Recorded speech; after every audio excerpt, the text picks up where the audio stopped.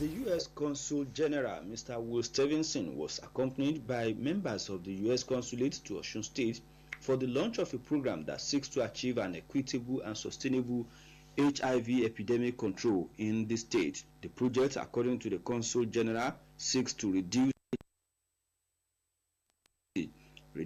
HIV and to sustain the ability of governments as well as the civil society organizations, CSOs, to lead and manage comprehensive HIV programs. Mr. Will said the United States is ready to collaborate with Osun State government for a more rapid development, saying Osun State is the only state he has visited twice. First, when the governor was contesting the July 2022 governorship election, and now. We're here with all of these amazing doctors to talk about our health programs. And when we talk about our relationship with Nigeria, actually the area where we spend as a government the most money, where my bosses, the American taxpayers, spend the most money in Nigeria is on our health programs. And the most successful one of those programs, and the largest one of those programs, is called PEPFAR, the President's Emergency Plan for AIDS Relief. It is a program to combat HIV/AIDS, and we've been doing it in Nigeria for nearly 20 years. When I was coming here, I was like, oh, this is a big PEPFAR program.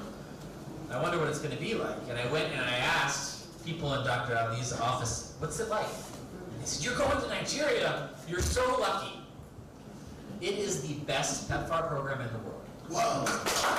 Responding, Osun State Governor Senator Ademola Adeleke thanked the U.S. government for the support given to Nigeria and Osun State in particular towards the entrenchment of democratic ideals. The governor said the support given by the U.S. government during the last gubernatorial election in the state was largely responsible for the peaceful conduct of the poll that gave him victory. Senator Adeleke sought the support of the American government in areas of education, health, agriculture, and ICT, among others. We appreciate the United States and lovers of democracy worldwide.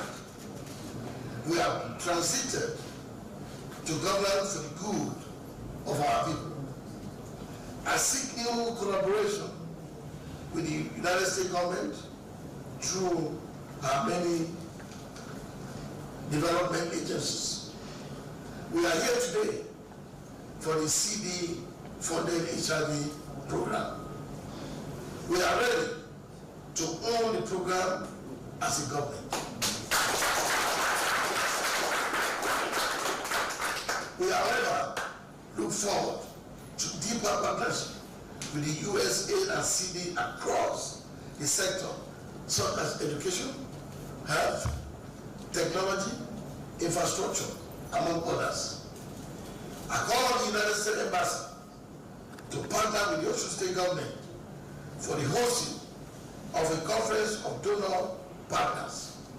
The conference is to draw support for donor backing for the developmental agenda of our administration. High point of the event was the exchange of gifts between Osun State government and the United States Consulate, where Senator Ademola Adeleke presented some Yoruba cultural items like talking drum, fila abeti aja, among others. It has been Abdurrahim Adekileko reporting. Minister of Foreign Affairs Geoffrey Oyema says humility can achieve better results in diplomacy when applied to the implementation of Nigeria's foreign policy.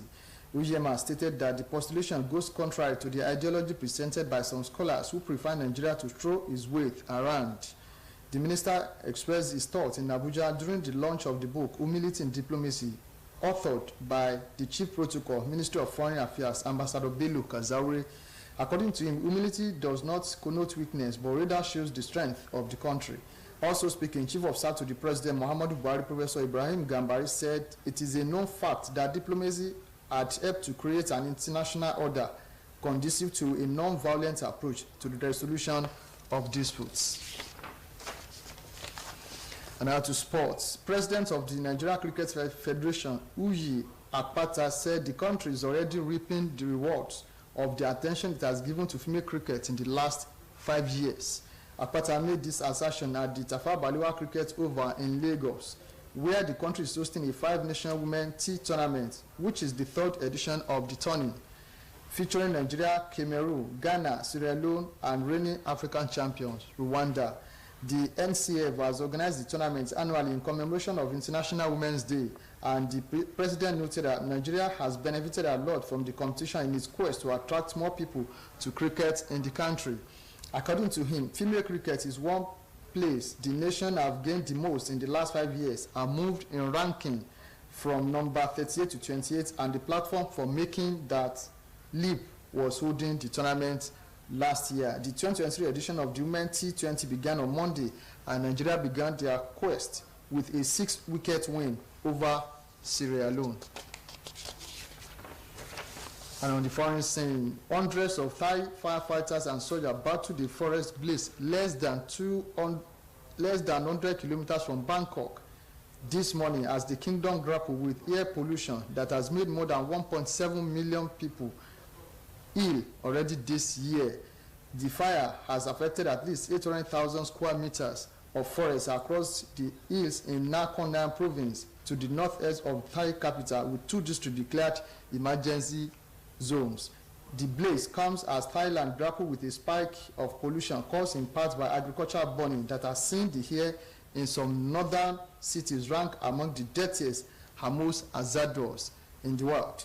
According to the latest figure from the Health Ministry, since the start of the year, 1,730,000 people have been identified to be in need of hospital treatment for respiratory conditions caused by air pollution.